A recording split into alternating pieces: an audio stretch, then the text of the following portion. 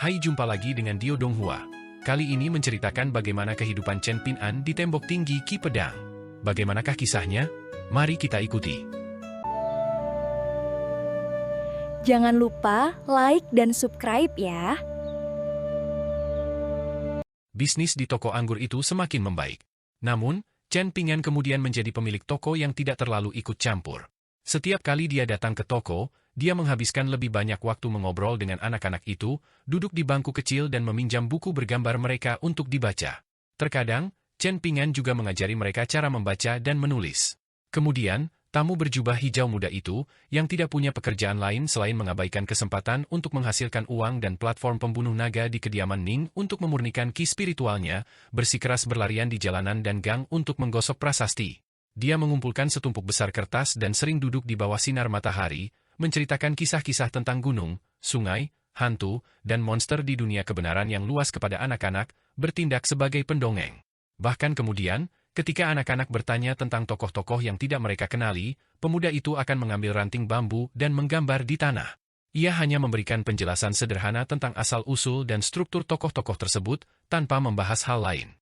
Bahkan jika anak-anak meminta lebih banyak, pemuda itu hanya akan menggelengkan kepalanya sambil tersenyum.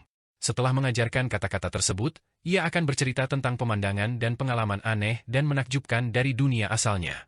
Suatu hari, pemuda berjubah hijau dengan jepit rambut giok di rambutnya sedang berjemur di bawah sinar matahari lembut di negeri asing ini.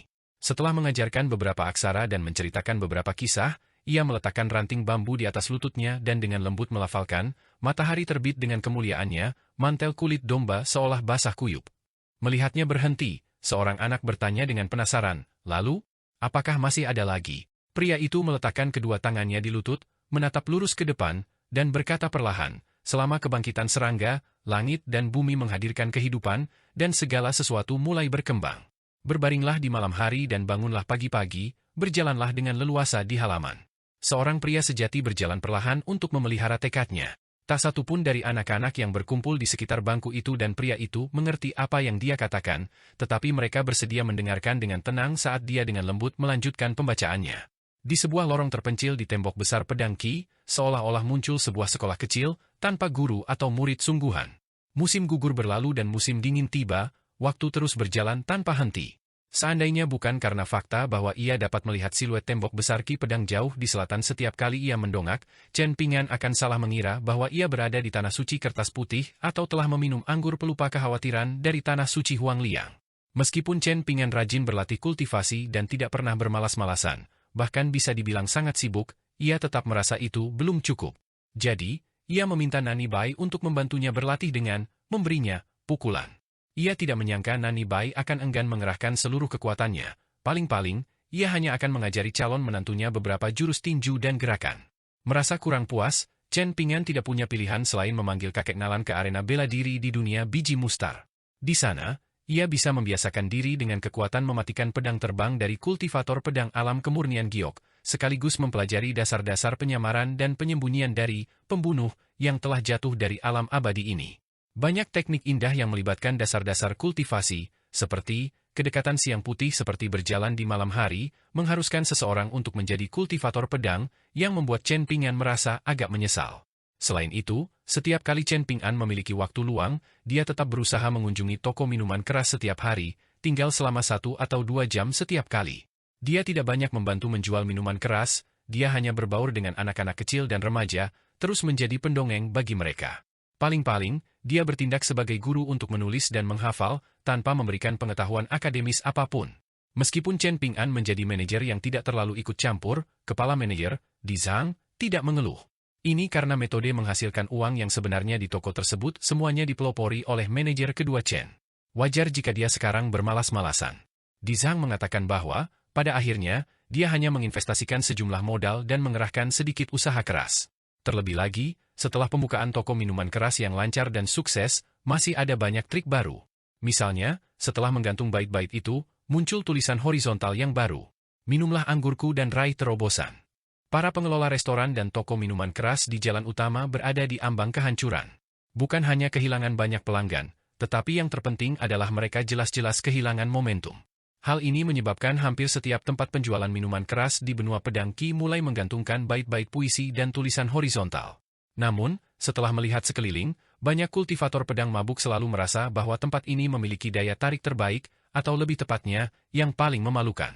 Setelah hampir semua toko wine mulai mengikuti tren tersebut, toko ini mulai menerapkan taktik baru. Di dalam toko, tergantung tumpukan papan kayu kecil, mirip dengan jimat, aman dan sehat. Di Zhang dengan sungguh-sungguh meminta para kultivator pedang yang datang untuk minum mengukir nama mereka dengan ki pedang, meninggalkan kaligrafi mereka.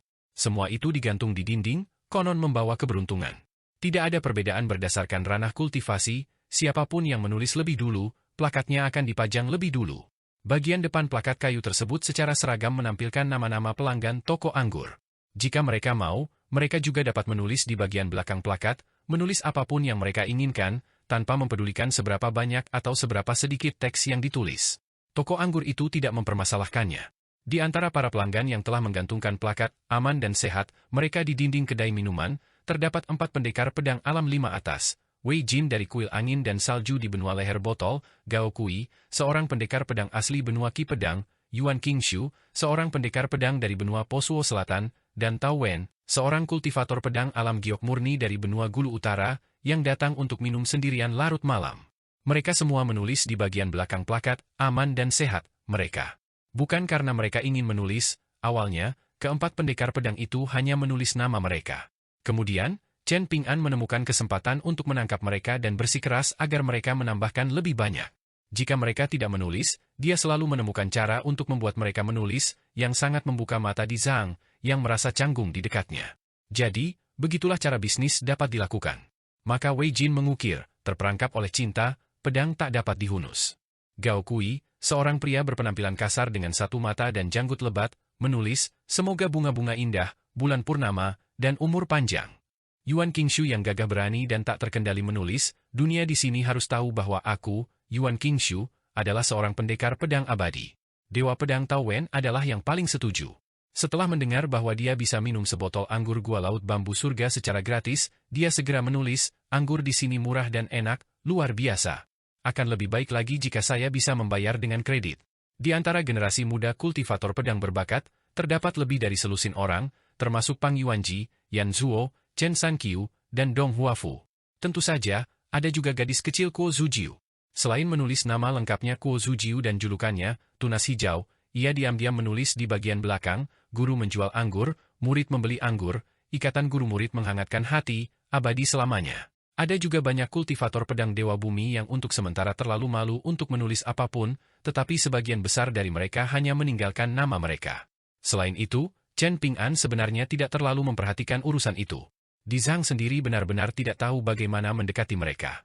Kemudian, Chen Ping'an merasa ini tidak berhasil, jadi dia memberi Di Zhang beberapa lembar kertas, mengatakan bahwa ketika dia melihat kultivator pedang jiwa baru yang menyenangkan, terutama mereka yang bersedia meninggalkan kaligrafi mereka tetapi tidak tahu apa yang harus ditulis, dia dapat memberikan salah satu lembar kertas itu kepada mereka ketika mereka membayar tagihan mereka.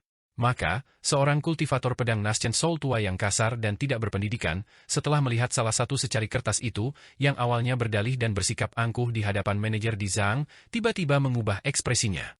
Diam-diam dia menyimpan secari kertas itu, meminta Di Zhang untuk segera membawa plakat kayu, aman dan sehat, dan dengan sikap serius seperti menghadapi iblis besar, menyalin puisi dari secari kertas itu. Saat pergi, dia bahkan membeli sebotol anggur gunung Dewa Azur termahal, sengaja menekan ki pedangnya, minum dengan lahap sambil terhuyung-huyung, bernyanyi dengan keras, berulang kali melafalkan puisi yang telah dia tulis, ciptakan sendiri dengan inspirasi yang tiba-tiba muncul. Di tahun-tahun sebelumnya, pesona romantis itu tak layak dibanggakan, 100 pertempuran bolak-balik selama beberapa musim semi. Setelah minum sepuasnya, aku tidur dengan pedang sebagai bantal, pernah bermimpi tentang dewa biru yang menuangkan anggur. Dalam semalam, di antara para penjudi mabuk di benua pedang Qi, kultivator pedang jiwa baru ini, yang secara misterius menjadi seorang penyair, meraih ketenaran luas. Namun, konon ia kemudian menerima pedang terbang dari sumber yang tidak dikenal dan terbaring di tempat tidur selama beberapa hari.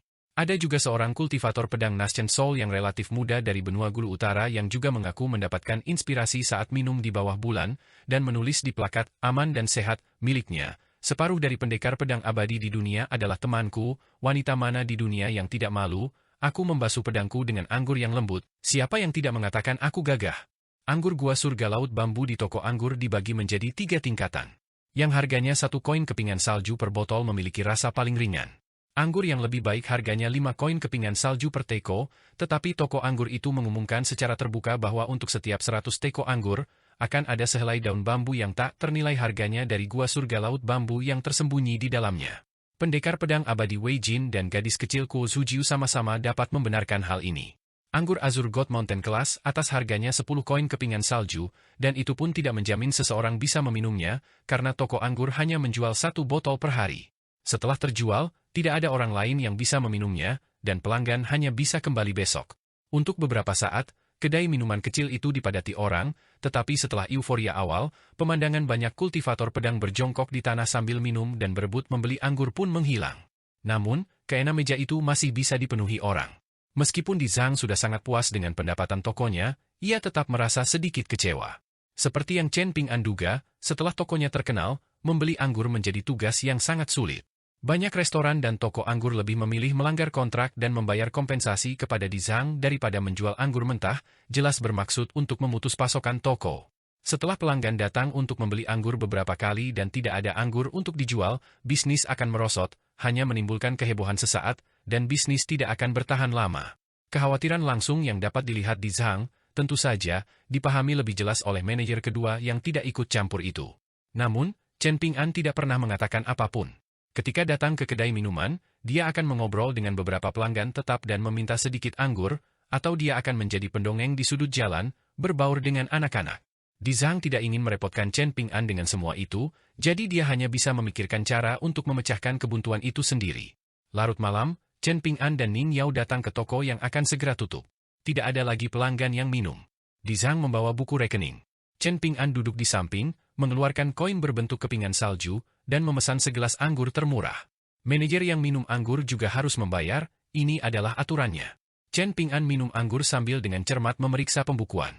Yan Zuo dan yang lainnya juga telah membuat rencana sejak pagi untuk minum bersama hari ini karena Chen Ping'an jarang mau mentraktir mereka. Chen Ping'an dan Ning Yao duduk di bangku panjang. Yan Zuo memonopoli satu bangku, sementara Dong Huafu dan Chen Sanqiu duduk bersama. Yan Zuo menatap Chen Ping'an yang dengan cermat membolak-balik buku rekening, lalu melirik Di Zhang yang duduk di sebelahnya, dan mau tak mau bertanya, "Di Zhang, bukankah menurutmu Chen Ping'an tidak mempercayaimu?" Chen Ping'an tersenyum penuh arti, tanpa mendongak atau berbicara. Ia hanya mengangkat mangkuk anggurnya, menyesap anggur, seolah mengakui kesalahannya dan rela menghukum dirinya sendiri dengan seteguk anggur. Di Zhang berkata dengan marah, "Omong kosong apa yang kau bicarakan? Dalam berbisnis, bukankah seharusnya dilakukan sesuai aturan? Kita berteman, itulah sebabnya kita bermitra dalam bisnis ini. Apakah itu berarti jika kita menjaga pembukuan yang transparan, kita tidak lagi berteman? Siapa yang tidak pernah salah? Lalu siapa yang akan disalahkan? Tidak apa-apa jika ada kesalahan, tidak apa-apa. Jika hanya, kau tidak salah, aku tidak salah, dan semuanya menjadi kacau, bisnis akan gagal, dan kita akan berselisih soal uang." Yan Zuo mengeluh, "Di Zhang, kau terlalu berpihak. Mengapa kau berteman dengan Chen Ping'an dan bermitra dengannya dalam bisnis? Apakah semua pukulan yang kuterima waktu itu sia-sia?" Di Zhang tersenyum dan berkata, "Bukankah aku sudah meminta maaf padamu?" Yan Zuo terdengar sedikit kesal, "Dulu, aku cukup senang ketika kau meminta maaf, tapi sekarang aku merasa ketulusanmu tidak cukup." Chen Ping'an membalik halaman buku catatan dan menggoda, ketika teman punya teman baru, selalu saja menyebalkan seperti ini. Yan Zuo melambaikan tangannya, "Bukan itu sama sekali." Chen Ping'an menyerahkan mangkuk anggurnya, membenturkannya ke mangkuk Yan Zuo, dan terkekeh, "Bukankah aku melihatmu, Tuan Muda Yan, besar dan gemuk, dengan uang berlimpah di mana-mana, namun kau selalu pelit membeli anggur termurah? Kemurahan hatimu bahkan lebih sedikit daripada gadis kecil tunas hijau itu, jadi aku hanya mengomelimu begitu saja."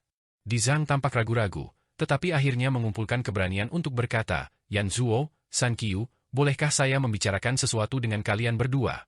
Yan Zuo agak bingung. Chen Sanqiu sepertinya sudah menduga dan mengangguk sambil tersenyum, "Kita bisa mendiskusikannya."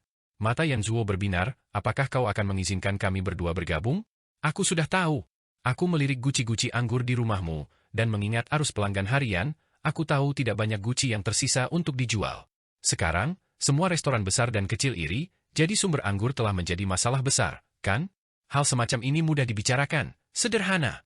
Kau bahkan tidak perlu mencari Sanqiu, dia seorang tuan muda yang tidak mau repot, seorang pria yang menikmati berkah, dia tidak mengerti semua ini. Aku berbeda, aku banyak membantu bisnis keluargaku. Seberapa sulitkah membantumu mendapatkan anggur mentah dengan harga murah?" Jangan khawatir, Di Zhang, seperti yang kau katakan, kami akan mengikuti aturan. Aku tidak akan terlalu rugi dalam bisnisku sendiri, aku akan mencoba mendapatkan sedikit keuntungan dan membantumu mendapatkan lebih banyak. Ekspresi Di Zhang tampak kompleks. Chen Ping'an agak tak berdaya. Dia menutup buku rekening dan berkata sambil tersenyum, manajer Di Zhang memiliki dua jenis kebahagiaan saat menghasilkan uang. Yang pertama adalah ketika koin abadi tersimpan dengan aman, dan dia menghitung pendapatan dengan menggunakan sempoa setiap kali toko tutup. Yang kedua adalah perasaan menghasilkan uang meskipun tidak mudah, namun dia tetap berhasil. Yan si gendut, katakan sendiri, bukankah itu benar? Dengan kau membawa sekantong perak ke toko seperti itu, kurasa Di Zhang bahkan tidak ingin menggunakan sempoa lagi. Yan si gendut, kenapa kau tidak memberinya angka saja dan selesai? Yan Zuo tiba-tiba mengerti, mengapa kau tidak mengatakannya lebih awal, Di Zhang? Jika kau jujur sejak awal, bukankah aku akan mengerti? Di Zhang dengan marah berkata, apakah ini salahku? Yan Zuo, sambil menyesap anggurnya, memohon, ini salahku, ini salahku. Chen Ping'an mulai mengganti topik pembicaraan, mendiskusikan beberapa alasan mengenai untung rugi dan tindakan pencegahan dengan Di Zhang. Sebenarnya, Yan Zuo bukannya tidak mengetahui prinsip ini, seharusnya dia sudah memahaminya sejak lama. Hanya saja, ada beberapa keretakan di antara teman dekat yang tampak signifikan sekaligus sepele, penting sekaligus tidak penting. Beberapa kata yang tidak disengaja dan menyebabkan luka tidak mudah dijelaskan dengan kesengajaan, karena akan terasa terlalu disengaja, atau mungkin karena kehilangan muka. Jika berlarut-larut, dengan keberuntungan, itu bukan masalah besar, hanya beban seumur hidup. Masalah kecil pada akhirnya tetaplah masalah kecil, dan jika diimbangi dengan tindakan yang lebih besar dan lebih tepat, maka itu tidak berarti apa-apa. Dengan nasib buruk, teman bukan lagi teman, dan berbicara atau tidak berbicara menjadi semakin tidak relevan.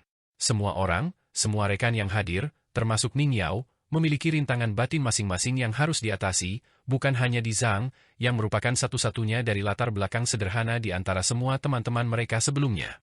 Chen Ping'an hanya memanfaatkan kesempatan itu, berbicara secara halus, dan sebagai orang luar, membantu mereka berdua memahami dan mengungkapkannya.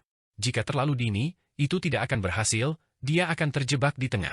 Jika agak terlambat, misalnya, jika Yan Zuo dan Di Zhang sama-sama merasa bahwa Chen Ping'an adalah teman terdekat mereka, itu akan menjadi tidak pantas lagi. Pikiran-pikiran ini tidak dapat diungkapkan, jika diungkapkan, anggur akan kehilangan satu kata, hanya menyisakan air tawar. Jadi Chen Ping'an hanya bisa merenungkannya sendiri. Dia bahkan pernah merasa bahwa dia terlalu perhitungan dalam memahami perasaan manusia, yang membuatnya merasa bersalah dan penuh keraguan diri, tetapi sekarang dia tidak lagi merasakannya. Setiap perbuatan baik perlu dipupuk dengan kebaikan yang lebih besar lagi. Chen Ping'an benar-benar percaya pada pepatah, orang baik akan diberi pahala, dan itu adalah keyakinan yang tulus dan teguh. Namun, seseorang tidak bisa hanya mengharapkan pahala dari surga. Dalam hidup, kita berurusan dengan orang-orang di mana-mana, bahkan, setiap orang adalah surga. Tidak perlu terus-menerus mencari hal-hal di luar diri kita, cukup bercita-cita untuk hal-hal yang lebih tinggi.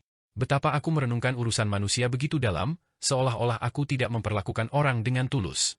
Tetapi jika aku bertindak sesuai aturan, dan tindakanku pada akhirnya tidak merugikan siapapun, dan bahkan bermanfaat bagi dunia, baik besar maupun kecil, maka aku seharusnya tidak dibatasi oleh hal ini.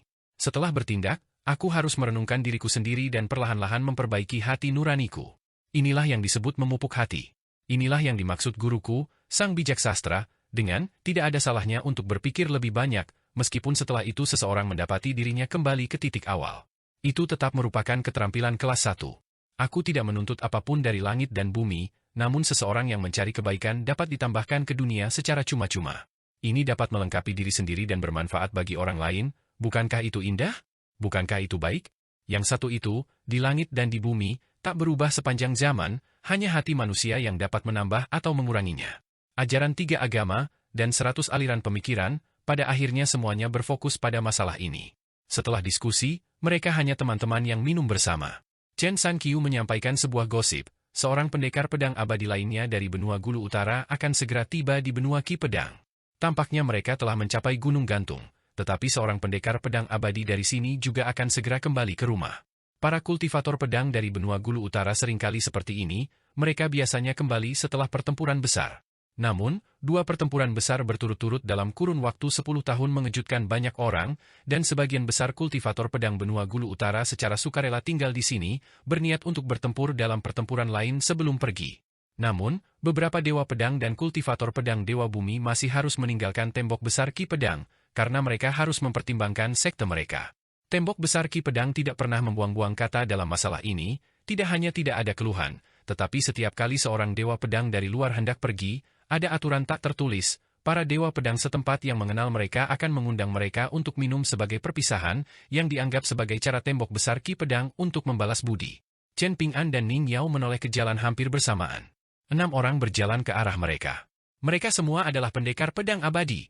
Di antara mereka ada seorang pendekar pedang abadi wanita yang tidak hanya dikenal Chen Ping'an, tetapi juga cukup akrab dengannya, Li Chai, pemimpin sekte Danau Pedang Ping mengambang di Pulau Gulu Utara. Dia pernah mengatakan bahwa setelah menantang Liu Jinglong, pendekar pedang abadi yang baru naik tingkat dari sekte pedang Taiwei, dia akan datang ke tembok besar Ki Pedang untuk menghunus pedangnya. Selain memenuhi janjinya kepada temannya, Liu dari puncak Taixia, dia juga bermaksud membunuh satu iblis besar lagi untuk Liu, yang gagal mencapai terobosan dan mati karena senjatanya hancur. Dari kelima orang lainnya, Chen Ping'an hanya mengenali satu, seorang lelaki tua jangkung berambut dan berjenggot putih yang berjalan paling depan. Temperamennya benar-benar mengerikan. Chen Ping'an sendiri pernah melihat dan mendengarnya di tembok kota saat itu, langsung memanggil Dewa Pedang Agung dengan namanya dan dengan lantang mempertanyakan mengapa Chen Qingdu membunuh Dong Guanpu. Tetua keluarga Dong ini hampir bertarung dengan Dewa Pedang Agung, menyatakan, semua orang takut padamu, Chen Qingdu, tapi aku tidak. Karena itu, Chen Ping'an memiliki kesan yang sangat dalam terhadap lelaki tua ini, dan dia juga penasaran tentang Dong Guanpu, yang dengan mudah dibunuh oleh Dewa Pedang Agung hanya dengan satu pedang, karena menurut Ning Yao, kakek Dong kecil, ini sebenarnya adalah orang yang sangat baik. Yang bisa dikatakan hanyalah ini adalah apa yang disebut setiap keluarga memiliki masalahnya sendiri. Di tembok besar Ki Pedang, terdapat terlalu banyak dewa pedang yang sangat berbakat, dan bahkan lebih banyak lagi perselisihan. Dong Sangeng dan kelompoknya, termasuk Li Chai yang baru saja tiba di tembok besar pedang Qi, tampaknya sedang menuju ke kedai minuman kecil ini. Chen Ping'an melirik keempat pendekar pedang abadi lainnya dan menebak identitas dua di antaranya, Han Huaizi, ketua sekte pedang Taiwei, dan Huang Tong, leluhur penegak hukum dari Balai Leluhur. Chen Ping'an dan yang lainnya sudah berdiri. Dong Huafu memanggil Dong Sangeng dengan sebutan, leluhur tua, lalu dengan jujur menyatakan, toko ini tidak menerima pembayaran kredit. Dong Sangeng menatap tajam, kau tidak membawa uang. Dong Huafu menggelengkan kepalanya, aku tidak pernah membayar minumanku. Dong Sangeng tertawa terbahak-bahak, seperti yang diharapkan dari keturunan keluarga Dongku. Tindakan tak tahu malu seperti itu, di seluruh tembok besar Ki Pedang, hanya putra-putra keluarga Dongku yang bisa melakukannya dengan pembenaran seperti itu. Dieshang merasa sedikit cemas. Pria tua ini adalah kepala keluarga Dong, Dong Sangeng. Pendekar pedang tua yang telah mengukir karakter, Dong, di tembok kota. Salah satu hal yang paling menyebalkan bagi Ali Yang saat itu adalah berlatih tanding dengan Dong Sangeng. Dia akan menghindarinya jika bisa, dan jika tidak bisa, dia akan memaksa Dong Sangeng untuk membayarnya. Jika Dong Sangeng tidak membayar, Aliang akan dengan patuh berdiri di dekat gubuk beratap jerami di tembok kota dan menerima pukulan itu, agar tidak mengganggu istirahat Dewa Pedang Agung. Atau, jika itu tidak berhasil, dia akan berbaring di atap balai leluhur keluarga Dong. Dong Sangeng melambaikan tangannya, memilih dua meja dan menyatukannya, lalu berkata kepada para junior, jangan ada di antara kalian yang datang ke sini untuk bicara omong kosong, cukup bawa anggur ke meja. Chen Ping'an menganggukkan kepalanya sebagai salam kepada Li Chai, yang tersenyum dan menganggukkan kepalanya kembali. Di luar dugaan, Huang Tong, sesepuh sekte pedang Taiwei, justru tersenyum kepada Chen Ping'an terlebih dahulu. Chen Ping'an tidak punya pilihan selain menangkupkan tinjunya sebagai tanda hormat, tetap diam. Setelah Dong Sangeng duduk, dia melirik bait puisi di pintu masuk toko dan mendecakkan lidah. Mereka benar-benar berani menulis seperti itu, tapi setidaknya kaligrafinya tidak buruk, jauh lebih baik daripada garis-garis bergelombang karya Aliang. Dahi Dieshang sudah tanpa sadar dipenuhi butiran keringat halus. Chen Sanqiu dan Yan Zuo juga merasa sedikit gelisah. Tidak ada yang bisa mereka lakukan. Mereka bahkan tidak pantas dimarahi oleh Dong Sangeng. Namun, sebagian besar tetua dewa pedang dari keluarga mereka telah dikalahkan telak. Satu-satunya yang tetap relatif tenang dan terkendali mungkin adalah Ning Yao dan Chen Ping'an. Dong Sangeng meminum sebotol anggur lalu berdiri untuk pergi. Dua pendekar pedang abadi lokal lainnya dari tembok besar Ki Pedang juga mengucapkan selamat tinggal dan pergi bersama. Han Huaizi, Huang Tong, dan Li Chai, yang juga berasal dari Pulau Gulu Utara, tetap tinggal. Chen Ping'an meminta Dieshang untuk mengambil sebotol anggur berkualitas lagi dari toko, dan membawanya sendiri. Junior Chen Ping'an memberi salam kepada ketua sekte Han, ketua sekte Li, dan pendekar pedang Huang. Li Chai berkata sambil tersenyum, Huang Tong, dengar. Peringkatku lebih tinggi darimu. Inilah yang terjadi jika kau bukan seorang pemimpin sekte. Chen Ping'an merasa sedikit tak berdaya. Ini adalah Li Chai, sang dewa pedang, yang menunjukkan ketidakpeduliannya terhadap etika Jianghu. Tanpa diduga, Huang Tong tersenyum dan berkata, menjadi atasan ketua sekte Li tidak masalah, sangat bagus.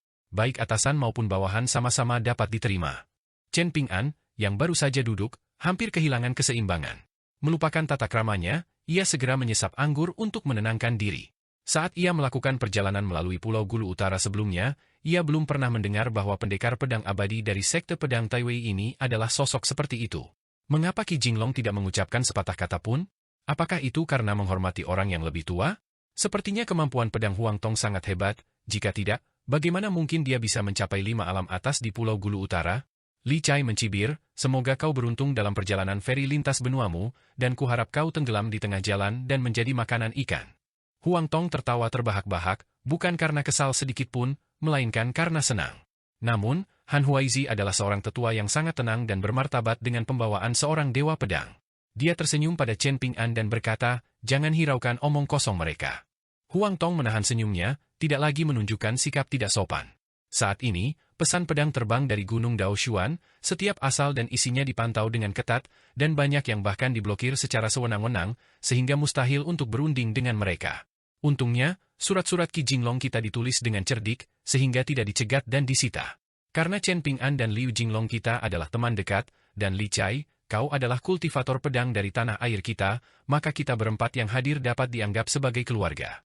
Pertama, saya berterima kasih kepada Li Chai karena telah berinisiatif menantang dengan pedangmu, membantu Qi Jinglong memulai dengan baik.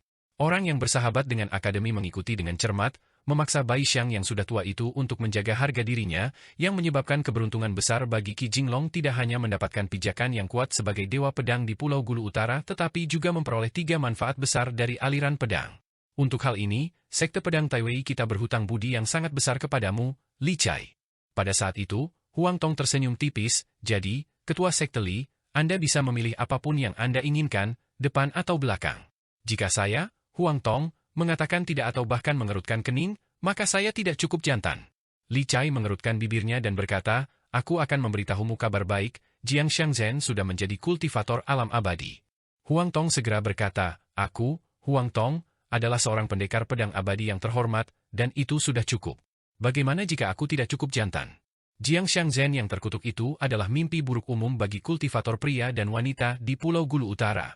Dulu, inti emasnya dapat digunakan seperti jiwa baru lahir, dan kemudian ia terkenal karena mampu menggunakan kultivasi alam kemurnian gioknya seperti seorang dewa. Jadi sekarang dia berada di alam dewa? Bahkan jika seseorang tidak mempertimbangkan kultivasinya, siapa yang mau berurusan dengan orang yang tampaknya berkeliaran membawa jamban? Memukul Jiang Xiangzhen atau melancarkan serangan pedang benar-benar akan menghasilkan kotoran, air kencing, dan kentut. Yang terpenting adalah orang ini juga menyimpan dendam, dan kemampuan melarikan dirinya sangat bagus, sehingga bahkan Huang Tong pun tidak mau memprovokasinya. Secara historis, pernah ada seorang kultivator tua jiwa baru lahir di Pulau Gulu Utara yang tidak percaya pada kejahatan dan menghabiskan 20 tahun bertekad untuk membunuh ancaman yang dibenci secara universal tetapi tak terkalahkan itu. Akibatnya, dia tidak mendapatkan banyak, dan nasib sektenya benar-benar tragis. Mengenai jalinan cinta benci yang kacau di seluruh sekte, Jiang Xiangzhen secara sewenang-wenang membuat beberapa jilid besar, buku abadi bebek Mandarin bermain di air, dan bahkan dilengkapi ilustrasi. Terlebih lagi, Jiang Xiangzhen suka memberikannya secara cuma-cuma kepada siapapun yang ditemuinya. Jika Anda menolak, dia akan berkata, saya, Jiang Xiangzhen, memberi Anda uang, maukah Anda menerimanya? Jika Anda menerimanya, bukankah seharusnya Anda setidaknya membolak-balik beberapa halaman dan melihat-lihat? Han Huaizi tersenyum, kakak senior, di sini ada junior. Sekalipun kau tidak peduli dengan statusmu sendiri, setidaknya bantulah Jinglong membangun kesan yang baik. Huang Tong terbatuk, menyesap anggur, dan melanjutkan, Li Chai, mari kita bicara bisnis. Adat istiadat di tembok besar Ki Pedang ini tampaknya mirip dengan Pulau Gulu Utara, tetapi kenyataannya sangat berbeda. Pertempuran di sisi selatan tembok kota bahkan lebih berbeda dari duel 1 lawan 1 yang kita kenal. Banyak kultivator dari benua lain sering mati dalam beberapa hari pertama pertempuran. Satu gerakan ceroboh dapat menyebabkan kematian. Jangan mengandalkan diri sebagai kultivator pedang alam kemurnian giok. Di medan perang, selama pertempuran, ada perhitungan timbal balik, dan di antara ras iblis, juga ada makhluk yang sangat berbahaya. Huang Tong memutar pergelangan tangannya dan mengeluarkan 3 buku dari artefak spasialnya, 2 buku lama dan 1 buku baru, lalu mendorongnya ke arah Li Chai yang duduk di hadapannya. 2 buku, diukir dan dicetak di tembok besar Ki Pedang. Satu memperkenalkan ras iblis, dan yang lainnya mirip dengan risalah militer. Buku terakhir berisi wawasan saya sendiri dari 2 pertempuran besar. Saya sarankan Anda, jika Anda tidak membaca ketiga buku ini sampai benar-benar tertanam dalam pikiran Anda, maka saya akan bersulang untuk Anda sekarang.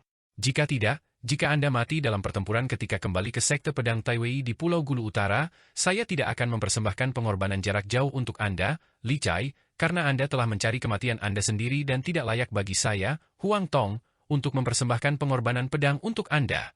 Li Chai menerima ketiga buku itu dan mengangguk. Ini masalah hidup dan mati, bagaimana mungkin aku bersikap sombong atau terlalu percaya diri?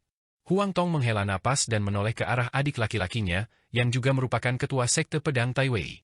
Sekte Nonali ini sudah tidak memiliki ketua lagi, jadi dia hanya bisa datang sendiri.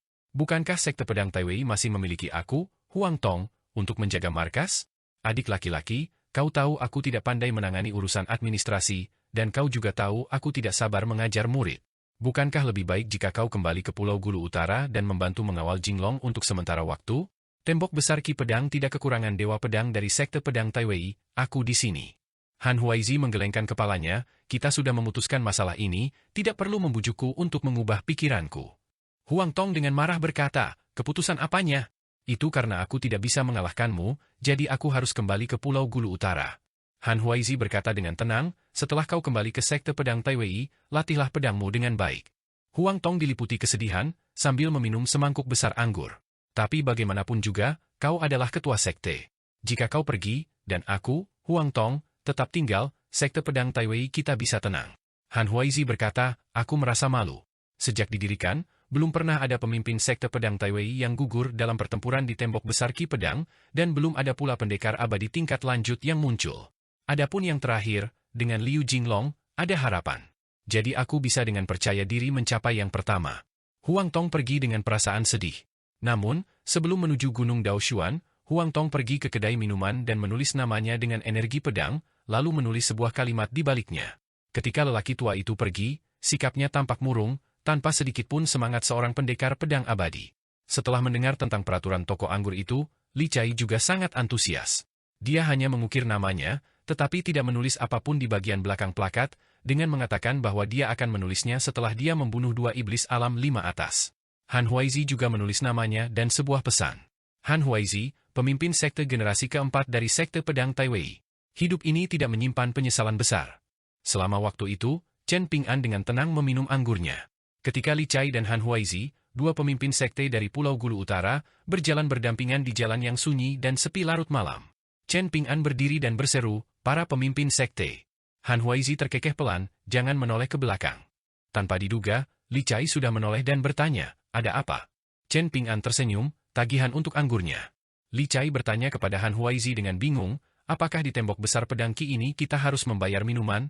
Han Huaizi berkata dengan tenang, saya tidak tahu. Li Chai mengerutkan kening, catat saja ke rekening Jiang Shangzhen. Untuk setiap koin kepingan salju, catat 1 koin panas kecil. Chen Ping'an tersenyum dan mengangguk. Kedua pendekar pedang abadi itu perlahan melanjutkan perjalanan mereka. Li Chai merasa agak aneh, secara logika, mengingat temperamen Chen Ping'an, seharusnya dia tidak seperti ini. Dia menoleh untuk melihat. Pemuda itu, dengan tangan dimasukkan ke dalam lengan bajunya, menatap mereka berdua. Baru setelah melihat Li Chai menoleh, dia duduk kembali di meja anggur. Tidak masalah. Semua anggur malam ini bisa ditagihkan ke rekeningnya sebagai penjaga toko kedua. Bersama Ning Yao, bersama teman-teman. Ditambah pendekar pedang tua Dong Sangeng dan 2 pendekar pedang lokal, lalu Han Huaizi, Li Chai, dan Huang Tong. Barulah pada saat inilah Chen Ping'an akhirnya sedikit mengerti mengapa begitu banyak kedai besar dan kecil di tembok besar Ki Pedang bersedia membiarkan para peminum berhutang dan menumpuk tagihan. Jadi, aturan bahwa toko tidak menerima hutang seharusnya tetap berlaku. Lagi pula, anggur di tokonya sendiri memang murah, tetapi jika seseorang benar-benar minum tanpa membayar, tidak apa-apa, anggap saja itu penundaan pembayaran. Sangat wajar untuk memiliki utang yang pada akhirnya akan dilunasi, meskipun agak terlambat. Han Huaizi terkekeh dalam hati, pemuda ini sedang berbasa-basi, mungkin berpikir bahwa 1 atau 2 kalimat tambahan dalam percakapan pun sudah cukup. Li Chai berkata dengan pasrah, apa sebenarnya semua ini? Han Huaizi berpikir sejenak, lalu memberikan jawaban, para kultivator pedang dan para kultivator pedang. Dibandingkan dengan masa lalu, kediaman Ning sebenarnya hanya mendapatkan 1 orang tambahan, Chen Ping'an, jadi suasananya tidak jauh lebih ramai. Keheningan di kediaman Ning menyimpan beban yang terlalu berat untuk diangkat. Setelah Ning Yao lahir, kediaman Ning pernah memiliki kesempatan untuk naik ke puncak bersama klan Dong, Qi, dan Chen. Kini semua itu telah sirna, namun kabut itu menolak untuk menghilang. Namun, di kedai di Zhang, keadaan justru ramai. Ketika pendekar pedang abadi dari sekte pedang Taihui datang, Huang Tong mengadakan pesta penyambutan kepulangannya. Dewa pedang tua Dong Sangeng secara pribadi memimpin 6 pendekar pedang abadi untuk berdesakan di sekitar satu meja. 3 pendekar abadi lainnya mengukir kata-kata di tablet cadangan mereka. Dalam semalam, kedai kecil itu, yang tadinya hampir bangkrut, menjadi sangat populer sehingga para kultivator pedang yang minum sambil jongkok bisa didatangi dalam jumlah banyak. Pada saat yang sama, kedai tersebut meluncurkan acar eksklusif Tokoyan, beli 1 botol minuman keras dan dapatkan 1 piring gratis. Seteguk anggur gua laut bambu surga yang agak ringan diikuti dengan gigitan acar yang renyah, sempurna. Kehidupan Chen Ping'an di kediaman Ning sangat teratur. Selain 6 jam penyempurnaan Qi setiap hari di pavilion tebing pembunuh naga, saat fajar ia akan menyapu halaman selama setengah jam bersama Nani Bai, mengajukan pertanyaan detail tentang tinju. Li Dua dari puncak singa telah membantunya dengan instruksi dan sangat teliti, namun berbeda dengan puncak lainnya. Para Grandmaster, meskipun prinsip-prinsip mereka pada akhirnya saling berkaitan, menempuh jalan yang sangat berbeda, dan pemandangannya pun tidak ada duanya. Wanita tua itu sering mendemonstrasikan gerakan secara langsung ketika ia mencapai tingkat kehalusan yang lebih tinggi, dan Chen Ping'an menirunya. Ia diam-diam merasa senang. Dalam perkelahian jalanan itu, Chen Ping'an telah menggunakan kerangka tinjunya. Tinju Bai Lian Shuang, berbeda dengan sebagian besar tinju duniawi, menekankan penarikan kepalan tangan, menyimpan semangat di dalam, membentuk keadaan yang tampaknya tertutup sempurna. Hanya setelah mencapai transendensi barulah seseorang melemparkan kepalan tangan ke musuh. Setiap siang, bersama dengan Alan Yexing, dia menghabiskan waktu sekitar setengah jam di tempat latihan dunia Saku Biji Mustar, membiasakan diri dengan pedang terbang milik kultivator pedang alam kemurnian giok. Tepat tengah malam tiba, latihan lain pun dimulai, persyaratan dari Nalan Yexing, karena 2 jam itu adalah waktu terbaik untuk memahami 2 niat pedangnya yang sangat berbeda. Berlatih pedang dengan Nalan Yexing berbeda dengan belajar tinju dengan Nani Bai, cedera adalah hal biasa. Sebenarnya, teknik pedang Nalan Yexing terukur, Chen Ping'an hanya terlihat berlumuran darah, lukanya dangkal. Namun hati Nani Bai sakit setiap kali melihatnya. Suatu kali, ketika Chen Ping'an terluka sedikit lebih parah, dia minum, seperti biasa, 2 cangkir dengan kakek Nalan setelah sesi tengah malam. Nani Bai mengutuk Nalan Yexing sampai wajah lelaki tua itu melepuh, dia hanya menutup cangkirnya dan tidak berani menjawab. Baik Chen Ping'an maupun Ning Yao telah menyuruhnya untuk tidak khawatir, tetapi entah mengapa wanita tua yang biasanya bijaksana itu tidak bisa mengalah dalam hal ini, dan yang menderita adalah Nalan Yexing. Kemudian, ketika dia mendengar tentang 18 langkah Qi pedang milik Chen Ping'an. Setelah hambatan mereda, wanita tua itu menelan kepedihan hatinya dan akhirnya membebaskan Nalan Yexing yang telah lama menderita. Mengenai 18 tahapan revisi milik Aliang, Chen Ping'an secara pribadi bertanya kepada Ning Yao mengapa dia hanya mengajarkannya kepada sedikit orang. Ekspresi Ning Yao tampak serius. Aliang bukannya tidak mau, dia tidak berani. Duduk di pavilion, Chen Ping'an tersentak bangun dan, untuk pertama kalinya, berkeringat dingin karena ketakutan. Jika terlalu banyak yang mempelajarinya, para kultivator pedang muda di seluruh dunia liar dapat meningkatkan tingkatan dao pedang mereka. Ning Yao memandang Chen Ping'an. Chen Ping'an berkata, sampai sekarang saya hanya mengajar 1 orang, Pei Qian. Ning Yao mengangguk. Kalau begitu, tidak apa-apa. Setelah itu, Chen Ping'an bertanya apakah, selain 2 buku cetak blok tersebut, ada buku catatan pendekar pedang abadi yang tersebar di kota itu, karya-karya dari kultivator pedang lokal atau asing, baik itu catatan pertempuran tembok besar Qi pedang atau catatan perjalanan tur melalui dunia liar. Ning Yao mengatakan koleksi kediaman Ning sendiri kecil, perpustakaannya sebagian besar berisi karya para bijak dari 100 aliran pemikiran, tetapi pasar Fatamorgana di utara kota patut dicoba. Chen Ping'an ragu-ragu. Pasar itu aneh, Fatamorgana sejati yang tak pernah hilang, kokoh dan abadi, menara giok dan istananya semegah kediaman dewa. Hampir 40 bangunan dari berbagai jenis dapat menampung beberapa ribu orang. Tempat itu dijaga ketat, orang luar kesulitan masuk dan keluar. Para pedagang besar yang melakukan perdagangan panjang antara dunia kebenaran luas dan tembok besar Qi pedang berbisnis di sana, menawarkan berbagai macam barang unik, barang antik, harta karun, dan artefak ampuh. Setiap abad Fatamorgana itu akan berubah menjadi eterik, penduduk harus mengungsi, menunggu hingga kembali menyatu, lalu pindah kembali. Ning Yao pernah mengalami percobaan pembunuhan di sana. Di tempat itulah Nani Bai jatuh dari alam seniman bela diri tingkat ke-10 ke alam puncak gunung. Bagi seorang seniman bela diri murni, penurunan tingkat jauh lebih jarang terjadi daripada bagi seorang pemurni Qi, menunjukkan betapa berbahaya dan berdarahnya penyergapan itu. Chen Ping'an menolak tawaran Ning Yao untuk pergi bersama, dia akan membayar orang lain untuk mengumpulkan buku-buku itu, untuk apa lagi menghasilkan uang jika bukan untuk membelanjakannya? Ning Yao tersenyum dan berkata, aku tidak banyak bercerita kepada Di Zhang tentang hal-hal ini. Dia terlalu sensitif dan selalu terlalu banyak berpikir. Aku khawatir dia akan kehilangan fokus. Dia mengagumi para pahlawan perang yang berprestasi itu. Senior, sang dewa pedang terlalu berlebihan, terlalu banyak sama buruknya dengan terlalu sedikit. Tadi di toko, kalian pasti memperhatikan, baik itu Left dan Right, Kakek Dong, atau ketua sekte Han Huaizi dan Li Chai, Di Zhang menjadi gugup begitu melihat mereka. Chen Ping'an mengangguk. Aku memang memperhatikan. Jika kau setuju, aku bisa mengobrol dengannya tentang hal itu nanti. Aku punya sedikit pengalaman di bidang ini. Ning Yao menatapnya. Kenapa aku tidak setuju? Atau kau pikir aku tidak punya hati? Chen Ping'an mengulurkan kedua tangannya dan mencubit pipinya. Bagaimana mungkin aku bisa? Yan si gendut, yang selama ini mengawasi semuanya, membiarkan seorang gadis kecil meniru gerakan kaki bela dirinya dan malah terkena tamparan tumit di wajah. Yan Zuo bahkan tidak bergeming, dia menatap Kuo Zujiu. Gadis itu melirik, menarik napas, gurunya memang berani, benar-benar terampil dan nekat. Dia brilian dan beruntung, magang ini sudah merupakan tawaran yang menguntungkan. Ning Yao berdiri diam, membiarkan pria itu mencubit kedua pipinya. Dengan kemampuan seperti itu, kenapa tidak datang ke dunia saku biji mustar dan berlatih tanding?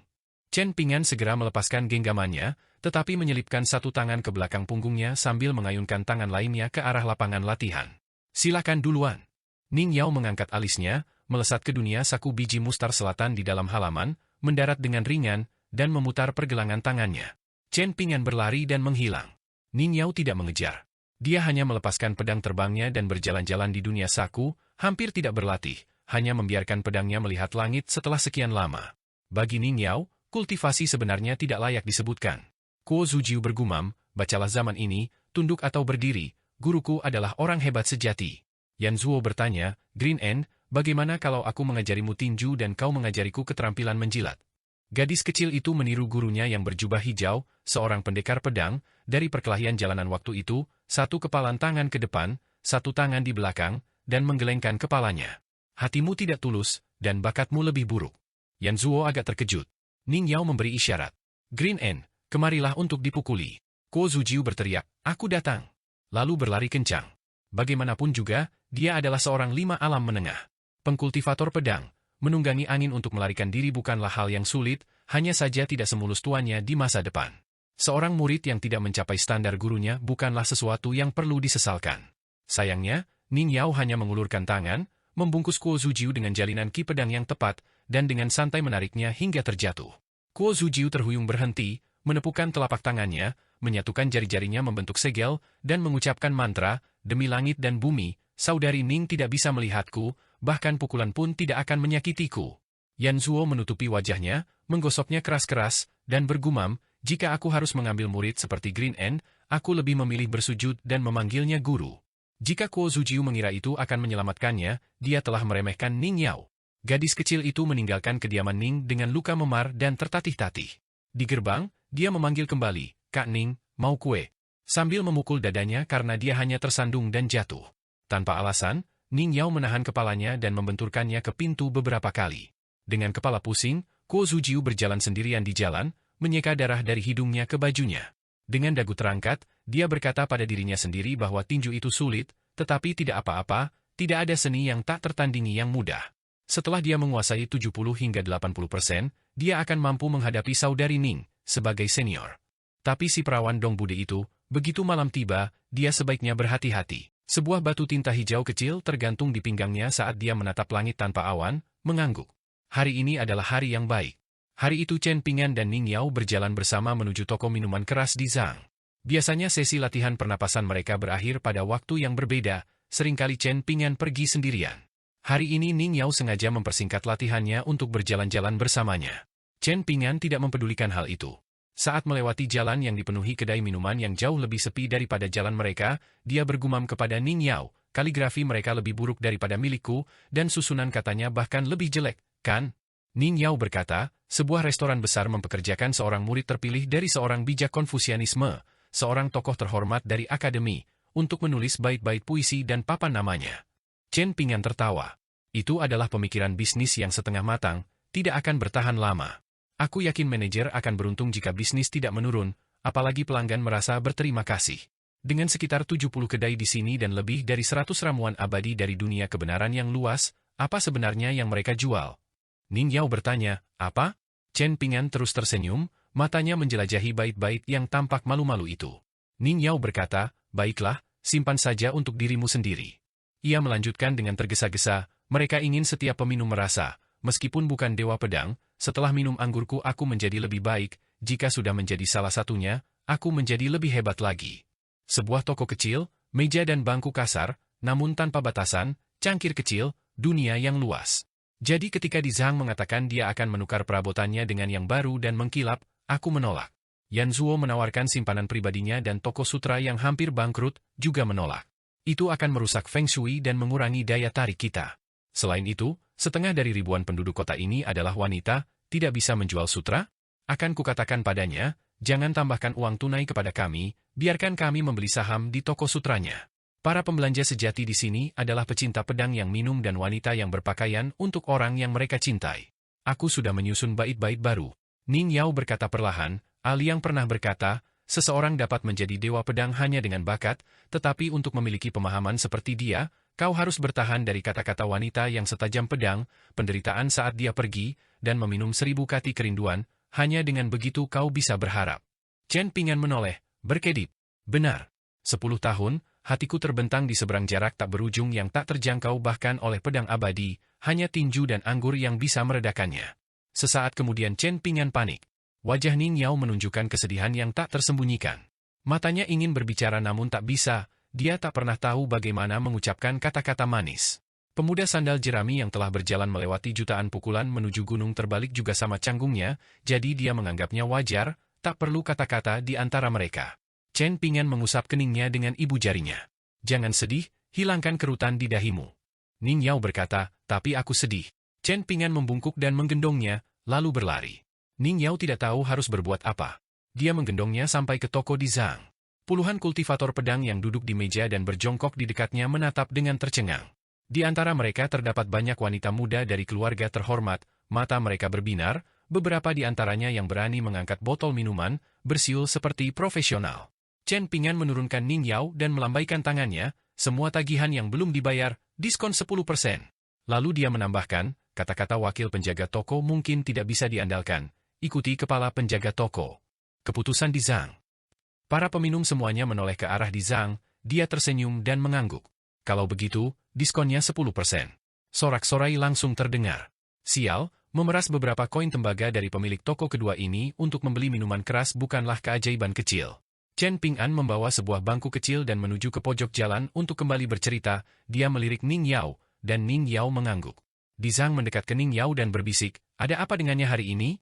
Chen Ping'an biasanya tidak seperti ini. Kalau terus begini, dalam beberapa hari lagi dia akan berkeliaran di jalanan sambil memukul gong dan gendang. Ning Yao melirik sekilas ke arah meja yang dipenuhi gadis-gadis yang ramai dan berceloteh di kejauhan, tersenyum, dan tidak berkata apa-apa. Di Zhang menahan tawa, dia sudah memberitahu Ning Yao bahwa toko itu semakin banyak dikunjungi wanita yang datang untuk minum, meskipun mata mereka bukan pada anggur. Tentu saja mereka datang untuk pemilik toko kedua yang terkenal itu. Dua wanita yang lebih berani tidak hanya membeli anggur tetapi juga mengukir nama mereka di plakat kosong yang tergantung di dinding dan menulis pesan di baliknya. Jika Di Zhang bukan pemiliknya, dia pasti sudah mencabut plakat-plakat itu sendiri. Terakhir kali Ning Yao berkunjung, dia membalik kedua plakat itu, membaca baris-barisnya, lalu diam-diam membalikannya kembali. Chen Ping'an duduk di atas bangkunya, dan dalam sekejap segerombolan anak-anak mengelilinginya. Dia melanjutkan kisah tentang roh gunung yang belum selesai diceritakannya sebelumnya, berhenti pada momen penting, dan mengakhirinya dengan seringai khasnya, nantikan episode selanjutnya. Keluhan bermunculan di sekitarnya. Bocah kecil yang ingin belajar tinju dari Chen Ping'an bahkan sebelum Kuo Zujiu melakukannya, berjongkok di kakinya, mengambil koin tembaga dari guci miliknya, dan berkata, Chen Ping'an, teruslah bicara, ini tipnya. Jika itu tidak cukup, saya akan menambahkan lebih banyak. Chen Ping'an mendorong kepala anak itu menjauh. Pergi dan tenangkan diri di suatu tempat. Lalu dia mengeluarkan selembar hasil gosokan dari dalam mantelnya dan menjentikannya. Ada karakter di sini yang tidak Anda kenal? Ada yang ingin Anda pelajari. Seorang anak laki-laki bergumam, banyak yang tidak ku ketahui. Apa gunanya? Membosankan sekali. Aku tidak mau ini, teruslah bercerita atau aku akan pergi. Chen Ping'an melihat sekeliling, hampir setiap anak merasakan hal yang sama. Bagi anak-anak yang dibesarkan di ganggang belakang ini, membaca tidak begitu menarik, begitu daya tariknya hilang, hal itu tidak akan bertahan lama. Di tembok besar Ki Pedang, kemampuan membaca dan menulis bukanlah hal yang sia-sia, jika Anda cukup beruntung menjadi kultivator pedang, tentu saja itu akan sangat membantu. Namun di lorong-lorong kumuh itu hanyalah cara untuk menghabiskan waktu. Jika bukan karena ingin tahu apa yang dikatakan tokoh-tokoh dalam buku bergambar mereka akan senang membiarkan prasasti batu yang bengkok itu tetap menjadi hal asing dari lahir hingga meninggal. Chen Ping'an tersenyum. Tidak perlu terburu-buru. Hari ini saya hanya akan menjelaskan satu karakter, setelah itu, kita akan kembali ke cerita. Dia mengambil ranting bambu yang diletakkan di atas lututnya dan menulis satu kata di tanah, stabil, mantap. Siapa yang kenal yang ini? Tanyanya sambil menyeringai. Seseorang mengungkapkannya. Chen Ping'an mengangkat bambu hijau segar itu, yang sedikit disinari oleh energi spiritual. Jelaskan kata itu dengan baik, misalnya, mengapa karakter untuk mantap mengandung radikal untuk mendesak? Apakah sang bijak kuno tertidur dan memimpikan kontradiksi seperti itu, dan ranting ini menjadi milikmu? Sekumpulan anak-anak menatap dengan mata terbelalak, kebingungan. Mengenali karakter itu saja sudah mengesankan, siapa yang bisa menjelaskannya? Seorang gadis kecil yang bersembunyi diam-diam di antara mereka berseru, "Calon tuan, aku tahu." Chen Ping'an menggelengkan kepalanya sambil tertawa. "Percuma saja, kau sudah membaca sejak kecil, itu tidak adil." Kuo Zujiu memandang bambu itu dengan iri. Bayangkan berjalan dengan angkuh kembali ke jalanannya dengan piala itu. Dengan kesal, dia bergumam, "Seharusnya aku berhenti sekolah sejak lama." Begitu yang lain melihatnya, mereka pun menjauh, setengah kagum, setengah malu, perasaan yang berdampingan dengan kesombongan. Gadis itu berjongkok sendirian, acuh tak acuh, batu tinta kecil yang tergantung di pinggangnya menyentuh lumpur. Seorang anak laki-laki kurus bermata cerah dengan pakaian tambal sulam mengumpulkan keberaniannya, pipinya memerah, dan tergagap, biji-bijian ditambah urgensi menghasilkan kestabilan, biji-bijian tumbuh cepat namun terlihat lambat. Di Gang Lingxi, ada sebuah batu yang bertuliskan, ketika sekam dan dedak menyatu, kekayaan menyaingi raja dan bangsawan. Aku bertanya pada saudari di Zhang apa artinya, dia bilang dia bahkan belum pernah melihat biji-bijian itu. Kurasa stabil, menggunakan biji-bijian sebagai akar katanya dan urgensi sebagai wajahnya, seperti kedai barumu, uang masuk cepat tetapi keluar lambat, sehingga tabungan menumpuk dan saudari di Zhang dapat membeli rumah yang lebih besar. Chen Ping'an sudah lama memperhatikan anak laki-laki ini, anak yang paling sungguh-sungguh mendengarkan setiap cerita dan etimologi. Dia juga merupakan salah satu pekerja magang yang memperbaiki permukaan jalan. Namun Chen Ping'an dapat melihat bahwa tubuh pemuda itu lemah, ia telah melewatkan tahun-tahun terbaik untuk tinju dan secara bawaan tidak cocok untuk itu. Tidak seperti Zhao di bawah pohon, ia masih bisa belajar, tetapi hanya akan mencapai sedikit, ia tidak akan pernah selamat bahkan dari ujian alam ketiga. Masih enggan menyerah, Chen Ping'an bertanya kepada Ning Yao. Ning Yao menatapnya sekilas dan menggelengkan kepalanya, tidak memiliki bakat untuk kultivasi pedang. Jika dia tidak bisa mengambil langkah pertama, tidak ada yang bisa memaksanya. Baru kemudian Chen Ping'an mengurungkan niatnya. Mungkin anak laki-laki itu tidak menyukai melek huruf itu sendiri, yatim piatu dan miskin, dia hanya membutuhkan sesuatu untuk dilakukan.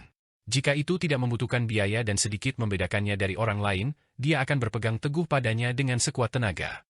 Chen Ping'an mengangguk sambil tersenyum. Zhang Jiazhen, kau telah menjelaskan lebih dari setengahnya dengan benar, jadi bambu itu milikmu. Dia mengulurkannya. Terkejut karena Chen Ping'an bahkan tahu namanya, bocah itu memerah dan menggelengkan kepalanya dengan panik. Aku tidak menginginkannya. Chen Ping'an menarik ranting itu kembali. "Oh, mau belajar tinju saja." Zhang Jiazhen menggelengkan kepalanya lagi. "Itu akan mengganggu pekerjaan harian saya." Chen Ping'an tersenyum. "Keahlian sejati adalah hal yang benar-benar menentukan kesuksesanmu dalam hidup. Tanpanya, hari-hari baik pun akan terasa sulit, kau akan menyalahkan langit dan bumi, menganggap bersikap baik sebagai suatu kesalahan, itulah penderitaan." Bocah itu hanya setengah mengerti. Meskipun ia mengetahui lebih banyak aksara daripada teman-temannya, apa yang ia ketahui tentang ilmu yang lebih dalam. Namun, kata-kata Chen Ping'an sangat masuk akal, dan Zhang Jiazhen cukup memahaminya. Chen Ping'an menyetujui ia bekerja untuk mendapatkan upah demi menghidupi dirinya sendiri, dan itu saja sudah menenangkan hati bocah itu. Diakui, meskipun dalam skala kecil, bukanlah hal sepele bagi seorang pemuda seperti Zhang Jiazhen. Anak kecil yang memeluk toples itu berteriak, "Aku tidak mau jadi tukang batu. Tidak ada masa depan. Walaupun aku dapat istri, dia tidak akan cantik." Chen Ping'an menepuk kepala bocah itu dan menggoyangkannya. "Sombong sekali, ya? pulanglah dan tanyakan pada ayahmu apakah ibu cantik. Kalau kau berani, aku akan menceritakan kisah monster untukmu sendiri, setuju? Apakah aku memang ingin dipukul? Ibu selalu bercerita, cerita-cerita itu tidak akan kemana-mana. Tapi ketika ibu marah, ayah mendorongku ke depan untuk menerima pukulan-pukulan itu. Bocah itu mengangkat kendinya dengan kesal. Chen Ping'an, kau mau mengajariku tinju atau tidak? Hanya orang bodoh yang menolak uang. Chen Ping'an tertawa. Setelah bagian kedua cerita hari ini, aku akan mengajarimu serangkaian kuda-kuda sederhana, siapapun bisa mempelajarinya. Peringatan, ini sangat membosankan dan tidak akan membawamu kemanapun. Paling-paling kamu hanya akan merasa sedikit lebih hangat saat salju musim dingin turun. Anak itu bergumam, oh, karena menganggap barang gratis tetaplah barang gratis, lalu memeluk toplesnya lebih erat. Chen Ping'an tersenyum lebar pada anak itu. Serahkan saja celengan itu, kenapa tidak? Bocah itu membalas, menipu seorang anak kecil untuk mendapatkan uangnya, memalukan kau, Chen Ping'an. Seorang guru sepertimu, sungguh memalukan. Seandainya aku belajar tinju, aku bersumpah aku tidak akan pernah seperti ini. Tawa riuh terdengar di sekitar bangku kecil itu. Bahkan remaja yang lebih tua seperti Zhang Jiazhen iri dengan keberanian anak itu karena berani berbicara kepada Chen Ping'an seperti itu. Chen Ping'an menyelesaikan cerita tentang gunung dan air, hantu, dan pengusir setan, lalu berdiri, meletakkan ranting bambu di atas bangku, dan anak-anak memberi ruang. Mereka memperhatikan pria berjubah hijau itu perlahan-lahan melakukan gerakan berjalan 6 langkah. Setelah selesai, Chen Ping'an bertanya sambil tersenyum, mengerti? Tatapan mata Kuo Zujiu terpaku, seni tinju tertinggi, pembawaan seorang Grandmaster. Bocah yang memeluk toples uang itu berkedip. Hanya itu? Chen Ping'an mengangguk. Apalagi, bocah itu meletakkan guci tanah liat dengan lembut, melompat, dan melayangkan serangkaian pukulan liar. Terengah-engah, dia mengerutkan kening, itu tinju yang kau gunakan untuk mengalahkan semua pendekar pedang abadi kecil itu, Chen Ping'an. Siapa yang kau bodohi? Hanya berjalan selangkah demi selangkah, lebih lambat dari siput. Aku sudah tidak sabar menunggumu. Chen Ping'an menunjuk pada aksara yang tertulis di tanah. Sudah lupa? Dia mengulangi sikap berjalan 6 langkah, masih perlahan, tinju tidak terburu-buru, berbicara sambil bergerak, setiap seni tinju dimulai dengan ketenangan. Suatu hari ketika tinju Anda mencapai prestasi utama, tinju yang sama itu akan. Pada langkah terakhir, ia berhenti, mengepalkan tinju ke langit. Setiap anak menatap ke atas. Chen Ping'an diam-diam menurunkan tinjunya, mengambil ranting bambu dan bangku, siap untuk pulang. Bocah itu bertanya dengan bingung, pukulan itu, bukankah seharusnya ada guntur? Yang lain mengangguk, rasanya seperti kekecewaan. Chen Ping'an terkekeh. Sebenarnya aku tidak memukul. Keheningan yang canggung menyelimuti ruangan. Kuo Zujiu menenggelamkan kinya ke dantiannya dan berteriak, gemuruh, gemuruh. Chen Ping'an menepuk dahinya, malu. Tetapi karena tidak ingin menyakiti perasaan gadis kecil itu, dia memaksakan senyum dan mengacungkan jempol padanya. Anak-anak lainnya saling bertukar pandang. Bingungkan saja, tidak ada yang perlu dilihat, tunggu berita selanjutnya. Chen Ping'an memanggil Zhang Jiazhen, remaja itu datang, tampak bingung dan gelisah. Bagi bocah itu, pria bernama Chen Ping'an ini adalah seseorang dari surga. Chen Ping'an berjalan santai, memutar pergelangan tangannya untuk mengeluarkan daun bambu dan menekannya ke tangan Zhang Jiazhen. Simpan saja. Seperti kuda-kudanya, ini tidak berguna, bukan ujian, memang begitu adanya. Tapi jika kau berlatih tinju, lakukan gerakannya beberapa kali lagi setiap hari, daun ini akan membantu menahan hawa dingin. Salju akan datang, sebagai buruh, kau akan kurang merasakannya, sedikit melegakan. Zhang Jiazhen menggenggam daun itu, terdiam sejenak. Apakah aku benar-benar tidak cocok untuk seni bela diri dan latihan pedang? Chen Ping'an mengangguk. Ya. Mata anak laki-laki itu memerah, dia menundukkan kepalanya. Chen Ping'an menatap ke depan. Mengambil tanggung jawab atas diri sendiri di usia muda itu luar biasa, Zhang Jiazhen. Jangan meremehkan diri sendiri. Bocah itu mengangkat kepalanya. Chen Ping'an tersenyum. Apakah kau sendiri yang memilih nama Jiazhen setelah membaca begitu banyak prasasti batu? Bocah itu mengangguk. Orang tuaku meninggal dunia sejak dini, kakek tidak bisa membaca. Dulu aku hanya punya nama panggilan. Chen Ping'an melirik ke samping. Jia berarti keunggulan, Zhen berarti teguh, nama yang bagus. Kehidupan di tembok besar Sword Qi itu sulit, tidak ada yang bisa kau lakukan tentang itu, terimalah. Tapi bagaimana kau menjalani setiap hari terserah padamu. Apakah keadaan akan membaik, siapa yang tahu? Mungkin akan semakin sulit. Mungkin setelah keahlianmu meningkat, kau akan mendapatkan lebih banyak penghasilan, menjadi pengrajin terhormat yang dikagumi tetangga.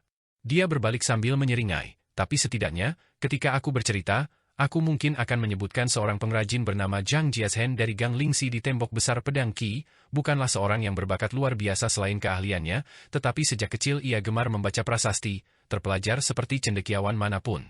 Setelah Zhang Jiazhen pergi, Guo Zujiu tidak mengucapkan sepatah kata pun, hanya menatap pria yang dalam 1,5 tahun lagi akan menjadi gurunya. Dalam sekejap matanya melebar, bersinar penuh harapan. Chen Ping'an menjepitkan jarinya, menghitung, dan berkata, masih 1,5 tahun lagi sebelum aku mengambil murid. Guo Zujiu menghela napas panjang. Chen Ping'an berjalan menuju kedai yang ramai tempat uang mengalir seperti air, langsung masuk ke dompetnya. Merasa gembira, dia bertanya dengan santai, pernahkah Anda mendengar pepatah bahwa 100 musibah dibutuhkan untuk memupuk seorang penyair yang syairnya abadi? Guo Zujiu menggelengkan kepalanya. Calon guru itu berilmu, calon murid tidak, belum pernah kudengar.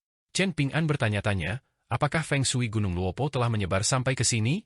Mustahil, pelaku utamanya, murid senior pendiri dan Julian, berada jauh. Guo Zujiu bertanya, masih ada makna lain di balik pepatah itu, kan? Chen Ping'an mengangguk. Puisi-puisi terkenal yang diwariskan turun-temurun selama berabad-abad tidak ada artinya. Rakyatmu, generasi demi generasi, 10.000 tahun di sini, cukup untuk mempermalukan setiap puisi yang pernah ditulis. Guo Zujiu, guru, apakah Anda ingin saya meneriakan itu di sepanjang jalan sambil berlatih kuda-kuda? Itu tidak membuat saya lelah. Chen Ping'an menghela napas. Kumohon jangan.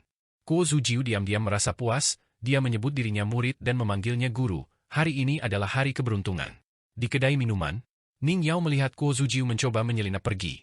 Gadis kecil itu berlari mendekat sambil tersenyum lebar. Kak Ning, kau terlihat sangat cantik hari ini. Ning Yao melirik Chen Ping'an. Chen Ping'an tersenyum kecut. Aku tidak mengajarkannya itu. Melihat Ning Yao bersikap sangat lunak, Guo Zujiu berhenti sebelum keadaan semakin memburuk dan bergegas pulang. Saat masih kecil, berbagai masalah besar terasa tak tertahankan. Setelah dewasa, kamu akan melupakan semua masalah itu. Ning Yao dan Chen Ping'an kembali ke kediaman Ning bersama-sama. Ning Yao bertanya, benarkah mengambil seorang murid? Chen Ping'an mengangguk. Untuk saat ini, saya hanya seorang murid terpilih. Keluarga Guo adalah keluarga terhormat, ini adalah satu hal kecil yang bisa saya lakukan untuk kediaman Ning. Wei Jin, yang sedang minum tanpa disadari di toko, tiba-tiba teringat sesuatu. Dia menoleh, mengirim pesan diam-diam ke punggung Chen Ping'an. Aku terus lupa, Senior Left dulu memintaku untuk menyampaikan sebuah pertanyaan. Kapan kau akan berlatih pedang lagi? Chen Ping'an berteriak kepada Di Zhang, pemilik toko pertama, mulai sekarang Dewa Pedang Agung Wei minum di sini, naikkan tagihannya 11%. Wei Jin meletakkan koin guyu di atas meja. Setuju. Ning Yao bertanya, ada apa? Chen Ping'an tersenyum kecut. Aku harus segera pergi ke tembok besar Ki Pedang. Suruh Nani Bai menyiapkan tong obat. Kalau aku belum pulang larut malam, bawa aku pulang.